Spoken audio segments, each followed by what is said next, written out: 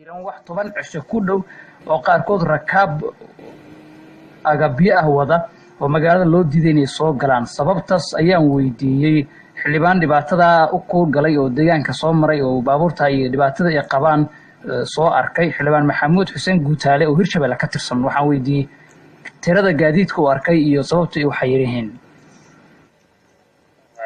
bismillaahi rahmaani rahiim. marka hore raadiyo kulmiye wada salaamay. maslax dhibaatada ka jirta dhibaato bini'aadanimo si wax meelaha ka jirto. waxaan maanta kula kulmay baabuur ilaa iyo dhowr gaarayso oo qaarna la celiyey xalay, qaarna la celiyey isbuuc ka hor, qaarna saakay ilaa maanta oo dhan lagu celihayay. darawaliinta markaan warsadana waxay ii sheegeen in 7 maalmood qaar ay meesha yaaliin loona diiday magaalada muqdisho inay galaan. markaan weydiiyey waxa lagu haystana waxay yiraahdeen waxaan ka jawaabi karnaba maahan. marka dhibaato aad u baahnaa meesha ku haysato. baabuurtii taageeradooda meeshay ku bajareen, qudaartii meeshay ku baaba'day, caanihii meeshay ku baaba'een, xoolihii noolay meeshay ku baaba'een. marka ma fahmi karnay yiraahdeen waxa maanta iyo 7 maalmood inta ka dhaxaysa qaarkood ay meesha u yaaliin. marka wax aan la soo yaabo halkaas ku arkay aniga. ma weydiisay sababta ay muddada halkaa u yaalaan gaadiidka? mar haddii meesha ciidan dawladeed uu joogo aynaan joogin dad jabhada 7 maalmood waxa ay meesha u yaaliin. waxaan rabaa in ummadda Soomaaliyeed ugu jawaabo wasiirka amniga iyo ra'iisul wasaaraha iyo madaxweynaha. noqon mayso amni in dadka magaalada muqdisho u soo safrayo wadada lagu celiyo. magaalada muqdisho amni ku noqon mayso. amni waxay ku noqonaysaa in shacabka iyo dawladda wada shaqeeyaan. annagu waxaan ahay mas'uuliyiintii Hirshabelle, xildhibaanadii shacabkaas ka mas'uulka ahay. waxaana leenahay madaxweynaha qaranka Soomaaliyeed iyo ra'iisul wasaaraha iyo wasiirkooda amniga. xildhibaan Gudbay waxaan ka rabaa sidaa sheegtay adiga mas'uuliyad ka saaran tahay dadka reer Hirshabelle oo mas'uuliyiinteedaas ka mid tahay.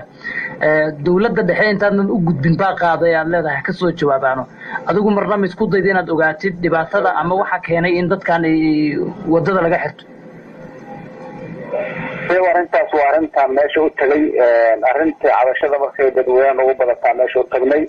maslaxana waxay ka tirsan tahay gobolka Banaadir.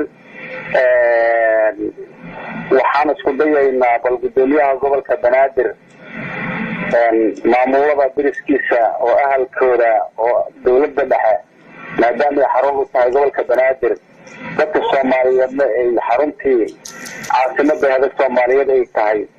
waxa dadka looga mamnuucay gobolada ka imaanayo. arrinkaas waxaan rabnaa insha Allah taala magaalada soo galay inaan la kulanno gobernatoorahana waan isku dayaynaa. madaxweynaha Hirshabelle hadda xamar ku suganna waan la kulmaynaa. hadduu alleedmo arrintaas wuxuu kala socdo iyo shacabku waxa kontaroolada loogu celihayo